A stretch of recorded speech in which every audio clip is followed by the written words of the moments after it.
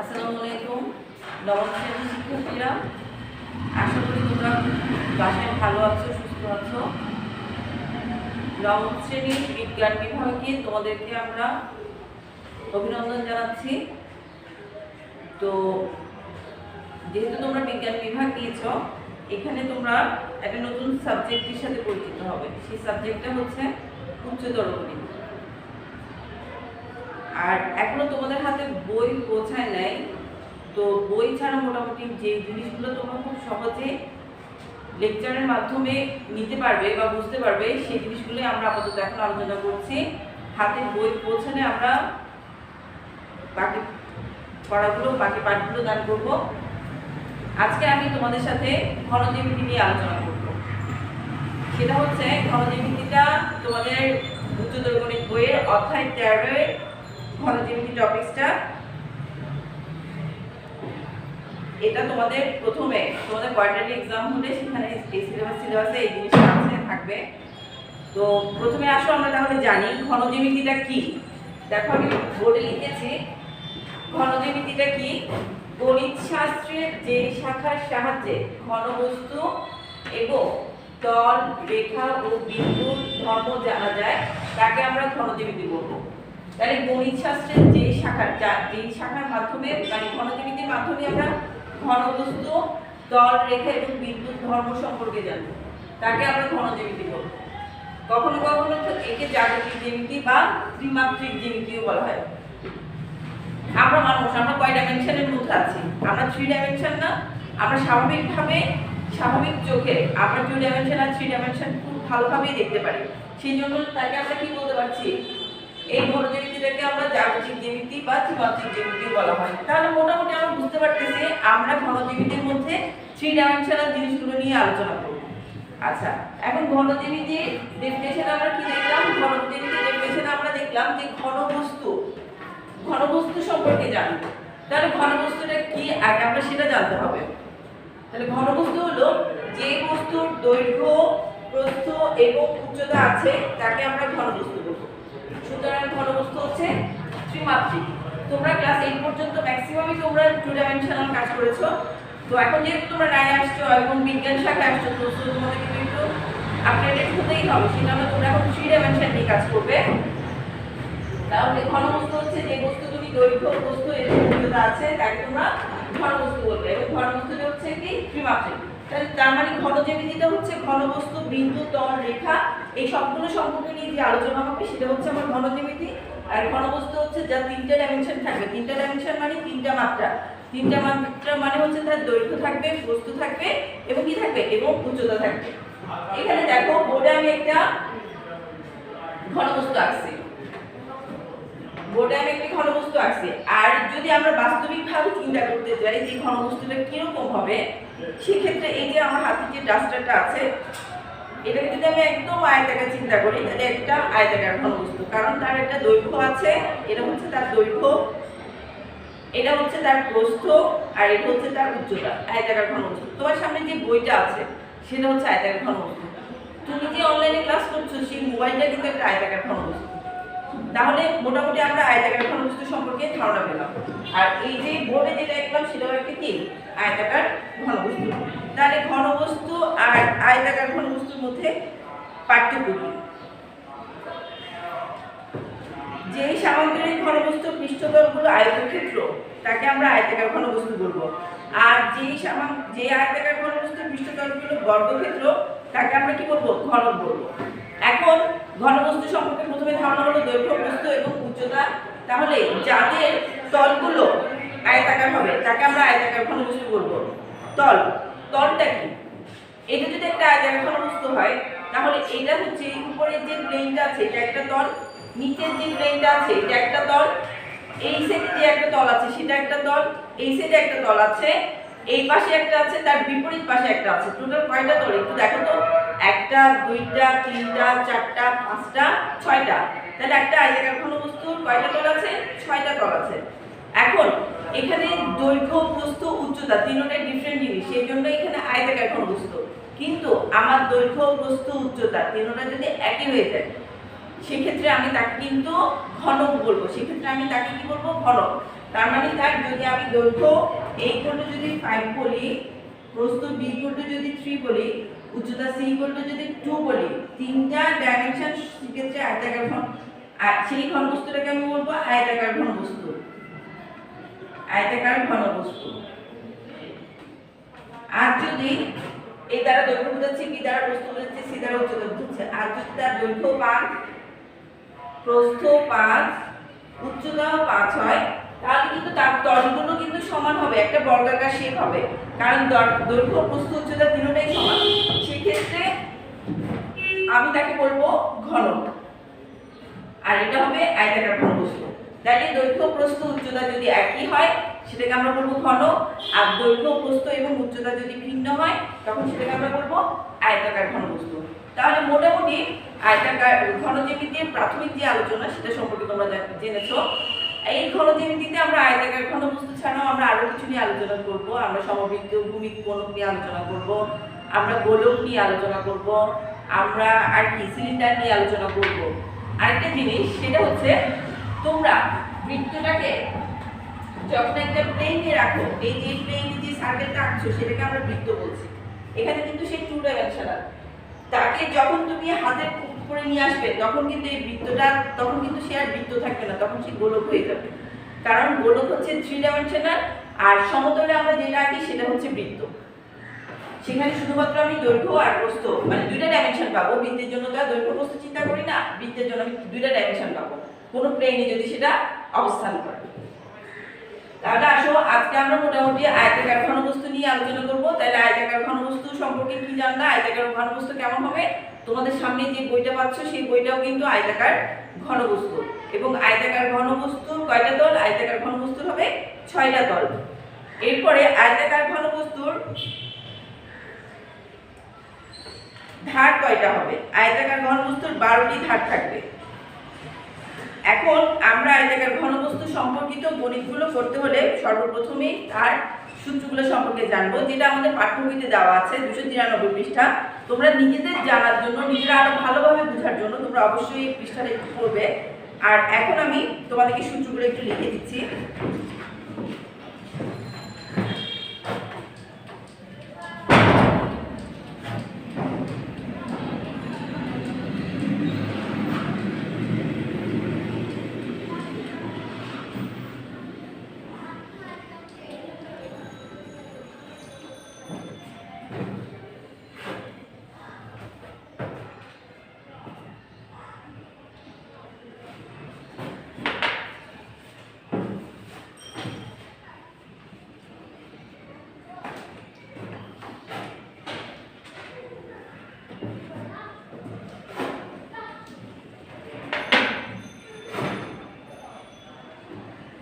আয়তাকার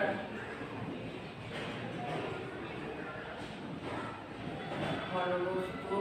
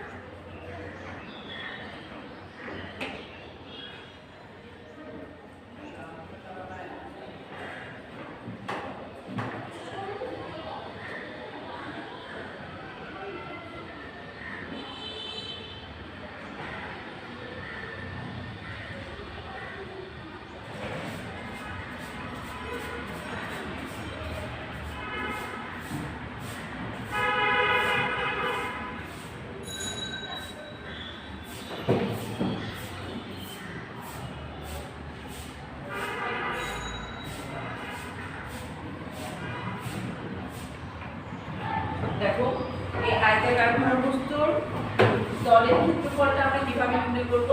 ধরে নিচ্ছি দৈর্ঘ্য AB সমান A, প্রস্থ AB সমান B, উচ্চতা A প্রাইম সমান C। দেখো AB সমান B দিচ্ছি আমি চিত্রে, তো AB সমান A দিয়েছি, A প্রাইম সমান C দিয়েছি, AD সমান কি দিছি? B দিছি। তাহলে কয়টা তল বলেছিলাম আয়তাকার ঘনবস্তুতে?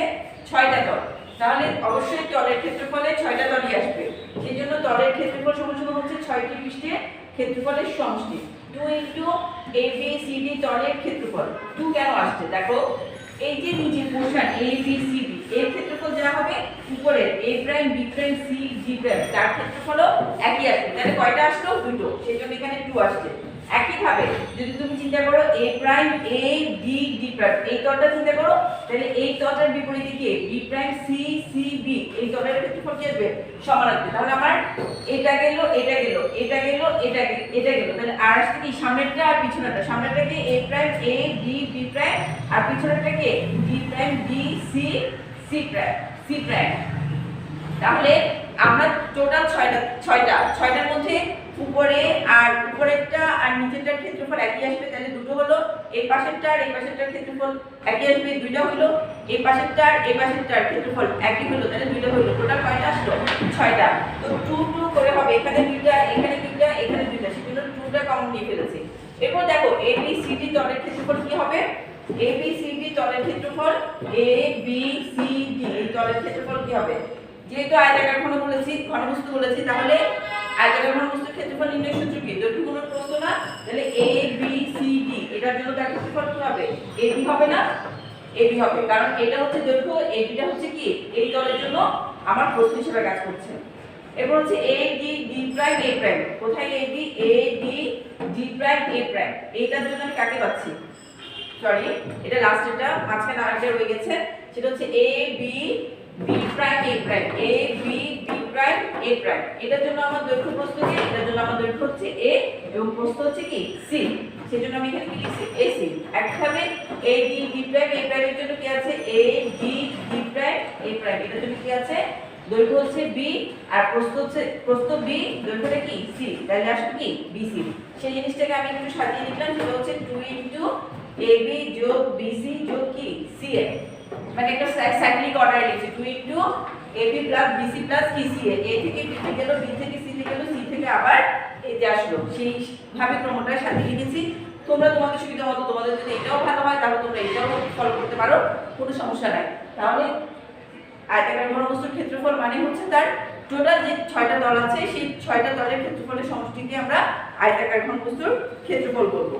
এরপর হলো আয়তাকার ঘনবস্তুর আমরা আয়তন কিভাবে নির্ণয় করব। আয়তাকার ঘনবস্তুর আয়তন নির্ণয় সূত্র একদম সহজ, সেটা হচ্ছে কি দৈর্ঘ্য গুণন প্রস্থ গুণন কি উচ্চতা। আমি এটা মুছে ফেলি না, কারণ এগুলো বইতে আছে, আমি জাস্ট শুধু বোঝানোর জন্য দিচ্ছি।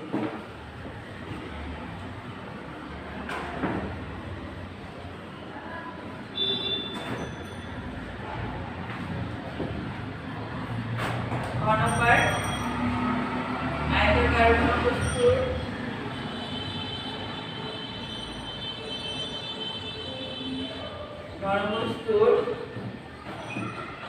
আয়তন সমান হচ্ছে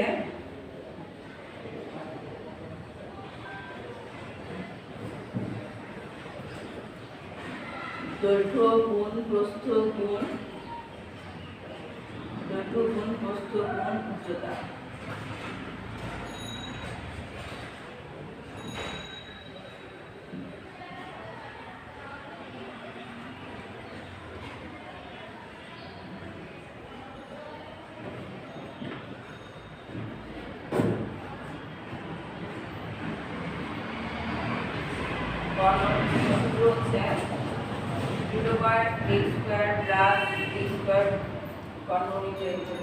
এখানে ডেরিভেশনটা তোমার বইতে দেওয়া আছে। দৈর্ঘ্য স্কয়ার যোগ প্রস্থ স্কয়ার যোগ উচ্চতা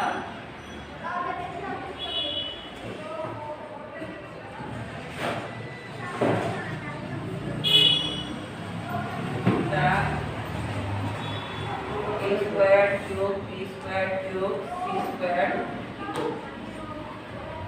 তাহলে আয়তাকার ঘনবস্তুর আমরা আয়তন নির্ণয়ের সূত্র পেলাম, ক্ষেত্রফল নির্ণয়ের সূত্র পেলাম এবং কর্ণ নির্ণয়ের সূত্র পেলাম। তাহলে আরেকবার বলো, আয়তাকার ক্ষেত্রফলের সূত্র কি হবে? 2 AB যোগ BC যোগ CA। আয়তন নির্ণয়ের সূত্র হচ্ছে তিনটা ডাইমেনশনের গুণফল, দৈর্ঘ্য গুণন প্রস্থ গুণন উচ্চতা। আর যদি কর্ণ নির্ণয় করতে বলে সেক্ষেত্রে হচ্ছে ওই বাহুগুলোর বর্গের সমষ্টির বর্গমূল। বাহুগুলোর √a² + b² কি c², এটা হচ্ছে তার কর্ণ নির্ণয়ের জন্য সূত্র। তাহলে আসো আমরা আজকে প্রথমে এই সম্পর্কিত একটা গণিত করি। আশা করি তোমরা এখন গণিতটা নিজেরাই পারবে। তোমাদের 303 নম্বর পৃষ্ঠার 7 নং গণিতটা নাও, কারণ 1 থেকে 6 পর্যন্ত ওগুলো হচ্ছে এমসিকিউ, ওগুলো আমরা পরে করব।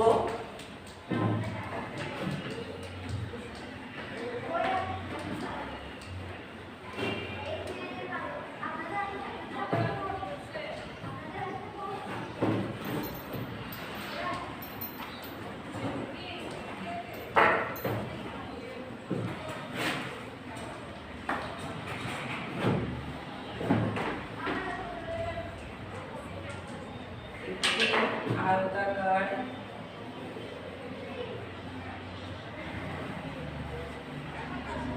ঘনবস্তুর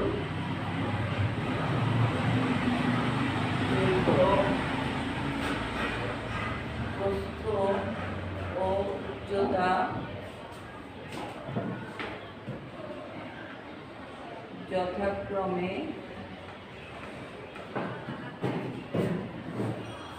16 মিটার, 12 মিটার ও 4.5 মিটার। এর পৃষ্ঠতলের ক্ষেত্রফল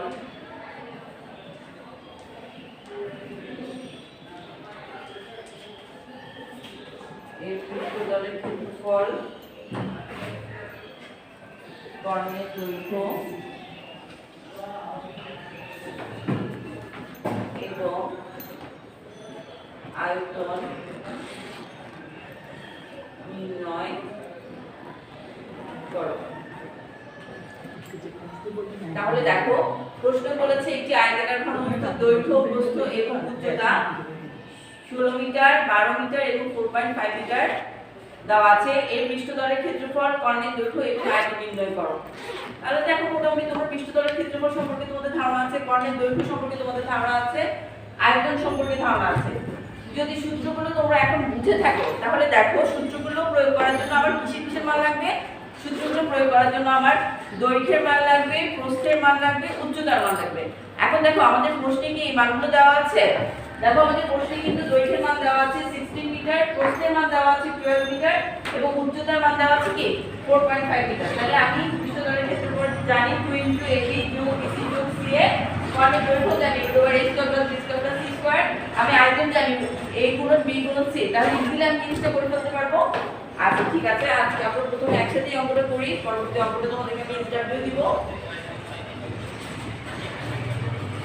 দেওয়া আছে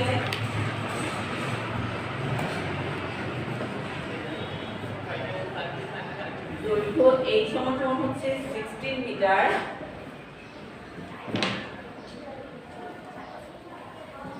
প্রস্থ b সমান দেওয়া আছে 12 মিটার এবং উচ্চতা c সমান দেওয়া আছে 4.5 মিটার। আমরা জানি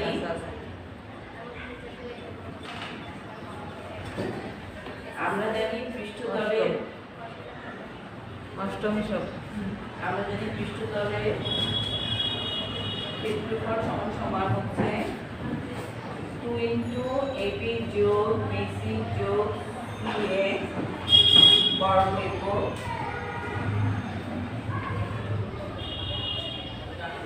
এর মান কত? 16 × 12 + 12 × 4.5 plus 4.5 into 16 বর্গ মিটার।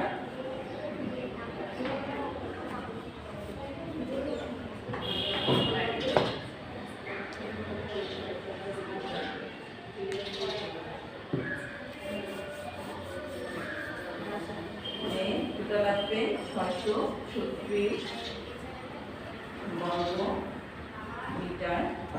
তাহলে আমার পৃষ্ঠতলের ক্ষেত্রফলের সূত্র হচ্ছে 2 AB যোগ BC যোগ CA। তাহলে মানগুলো বসালাম, এই মানগুলো যোগফলের সাথে 2 কে গুণ করলে আমার ক্ষেত্রফলের মান আসছে 636 বর্গ মিটার। তাহলে আমরা ক্ষেত্রফলের মানটা পেয়ে গেলাম। এরপরে আসো আমরা কর্ণের দৈর্ঘ্যটা নির্ণয় করব। আমি এটা মুছে ফেলি।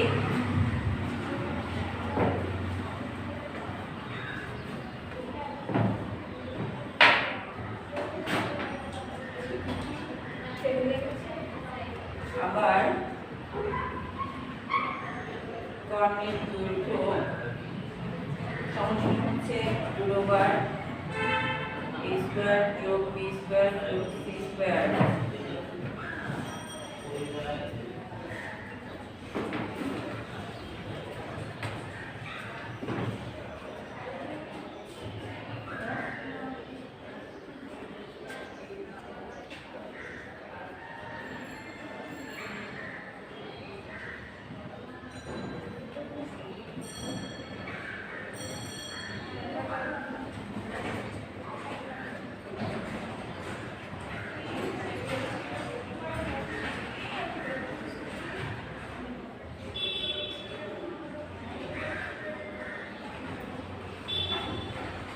এরপর হচ্ছে আমাদের আয়তন নির্ণয়ের সূত্র।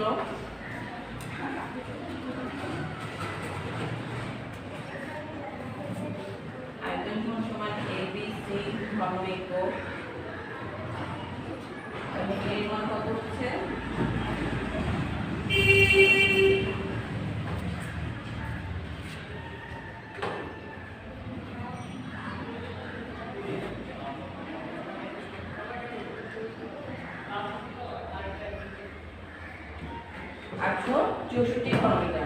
তাহলে দেখো কত সহজ গণিতগুলো, সূত্রগুলো জানলে আমরা খুব দ্রুত অঙ্কগুলো করে ফেলতে পারবো।